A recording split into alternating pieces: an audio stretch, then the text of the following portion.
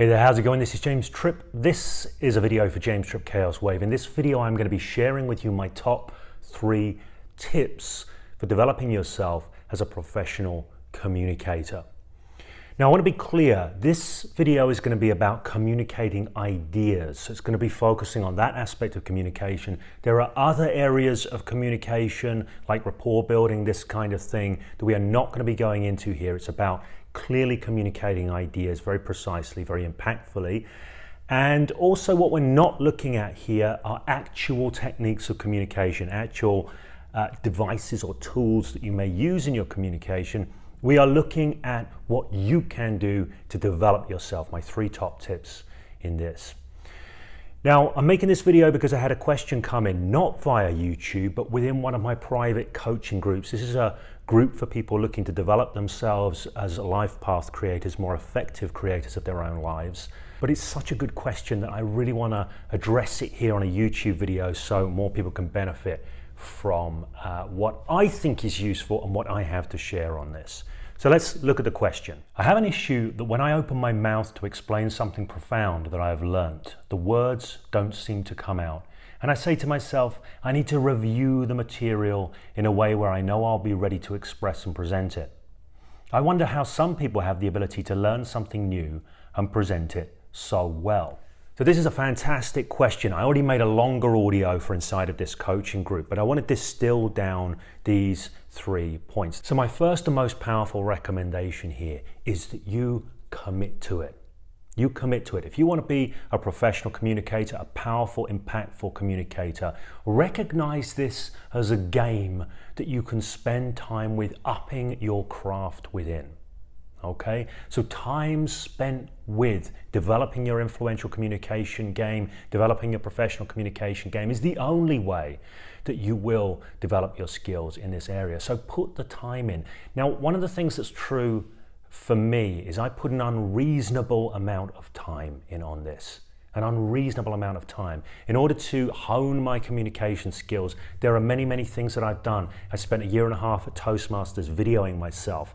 I've gone around and we'll look at some of these other things with the other tips, listening to people's turn of phrase, taking things, playing with them, readapting them to better fit what I want to do with them. So I spent years doing this. I've done improv theater, I've done presentation skills trainings. I've done hundreds of YouTube videos, I've run practice groups, presented at them. I have done a lot of stuff continually with the mindset of upping my game as a professional communicator. So put the yards in. If you want it, you'll get it. The difference that often makes the difference between whether people really up their game with something or not is simply this.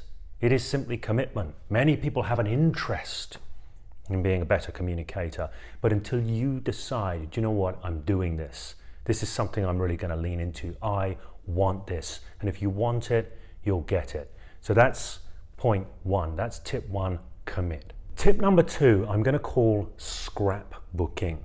Scrapbooking. Now, I've been reading a fantastic book at the moment called The Wonder Book. And it is about creating imaginative fiction. There's something it points out in here, which is if you want to be a creator of imaginative fiction, you want to have your filters set all the time for inspiration, stuff that you can use. And it recommends you having a notebook with you at all times, where as soon as an idea hits you, a thought, you notice something out there in the world that you might be able to use, anything, you write it down. You write it down. Now, as I was reading this, it got me thinking, do you know what? This is, in a way, what it's the same as what designers do.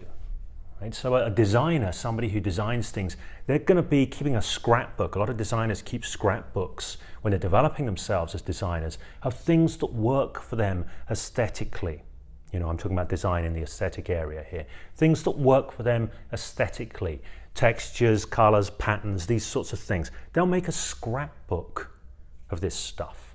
I did something similar for many, many years. What I did is I would listen to other communicators. I would read stuff, I would hear people speak, and I would be listening constantly for their turn of phrase, for how they crafted certain linguistic structures to communicate their ideas. And whenever I liked something, I used to write it down on educational flashcards. I have probably over 1,000 of these cards. I'm not going to say thousands, but over 1,000 of these cards.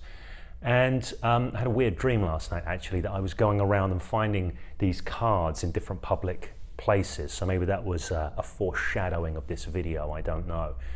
But I made these cards and I would get this turn of phrase, I would write it down, and then I would spend time with it and I would recraft it so it was more meaningful to me. Not in a contrived way, just let it become different if it needed to become different. So if you think about it, there's a good analogy for this. If you watch a really good, say, professional jazz musician, somebody who can improvise brilliantly, what they are actually improvising from isn't just a series of notes. They have a repertoire of licks, riffs, hooks, ways of doing things. Now they can reconfigure these in different ways, according to their understanding of what they want to convey, according to the music that they're working with, according to what they're creating with. But they have this repertoire, and not only can they reconfigure the repertoire of riffs, hooks, licks in different ways, they can also change the intonation within them, change the timing within them, alter variables within the licks themselves, but they have this repertoire as a bedrock, and they spent a lot of time developing it. So I'm going to talk about this as scrapbooking. You can talk about it as collecting riffs, hooks, licks, this kind of thing. But one thing that you might not notice on the surface with this is that the very act of doing this sets your filters.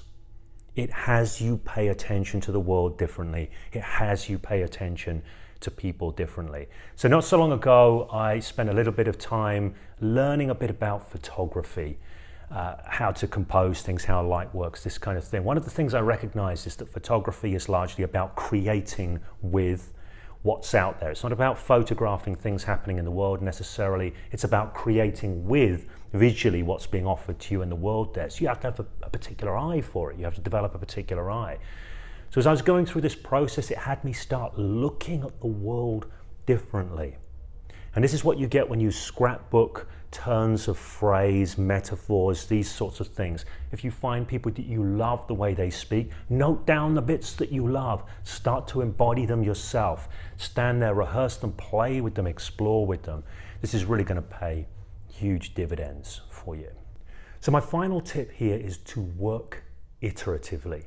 Let me go back to the original question here for a moment. There's a part of it that says, I need to review that material in a way where I know I'll be ready to express it and present it. I'm going to disagree strongly with this.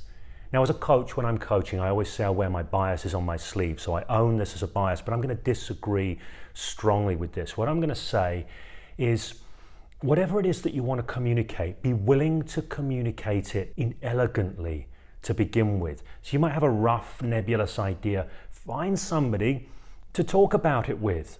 Start to find your way through the fog through a single iteration. This video is the second iteration. I've already done an audio for inside of the group, which was a longer audio, but this is more distilled, more refined. So I've got my second run through, at least here, in shaping up these ideas for this video. If I did a third, a fourth, a fifth, I'd get even more precise at shaping up these ideas. So do this iteratively. Speaking for myself, I've had plenty of opportunity to do this across the years, going way back. I first had to learn to communicate ideas when I chose, in my early 20s, to go to university. I had to do an access course because I had no qualifications from school, left school with no qualifications. But I had to learn to communicate ideas, and I had to do it over and over and over with a focus on getting good at doing it. Later on, I became a teacher of martial arts. I had to, initially I'm struggling. How can I communicate what I'm seeing here? It was an iterative process over and over and over. I got clearer and clearer about what I wanted to communicate, how, where, why, all of this kind of stuff. So instead of thinking that you have to get your communication ready in some vacuum, some abstract space away from the world, so it's absolutely perfect and ready to present, be willing to do it inelegantly and iteratively. This is a more powerful thing. You get the conversation over and over again. You get real human feedback. If people don't know what you're saying, they're going to say, what the hell are you saying? And then you can, work around it in a different way. So have conversations over and over again. Present to groups. I've run NLP groups, hypnosis training groups, all of this kind of thing. present, do it over and over and over. And as a last point I'm going to make here, there's a bit of a tie-in here to the modeling video I made a little while back, particularly with that second point, that scrapbooking point. If you're out there looking for exemplars, who is a fine communicator I would love to emulate? If you're looking and you're paying attention to their patterns of communication, writing them down, just copy them to start with. Just copy them, embody them, bathe yourself in them, rehearse them, all of these sorts of things. Just kind of simple modeling. Also, if you're looking to up your impact as a communicator, there's all sorts of other stuff from the world of NLP, not just from the world of NLP, beyond there. I'm mentioning NLP because there's going to be a webinar coming up soon, which I'm going to attempt to live stream here on YouTube. I'm going to be talking to my friend James Carlos, who I introduced to you. He's got some really interesting takes on professional communication from an NLP perspective. We're going to be going into what it takes to master the communication end and the modeling end of NLP on that. We're going to try and live stream it here. It's going to be on the 8th, Saturday the 8th. Live streamed on YouTube. It's going to be 4 p.m. London time, which I think is 8 a.m. California time. So if you're in California, that's going to be an early rise for you, or, well, it'll be an early rise for me.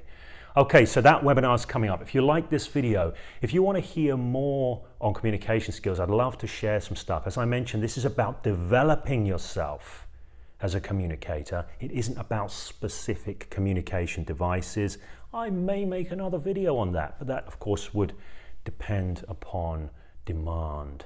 But if you have enjoyed this video, if you've got something from this video, if it's opened your eyes, opened your mind in some ways, please do give it a thumbs up. And if you are looking for more rich perspectives on using your mind to shape your life that you will not get anywhere else, you'll want to subscribe to James Tripp Chaos Wave and hit the notifications bell.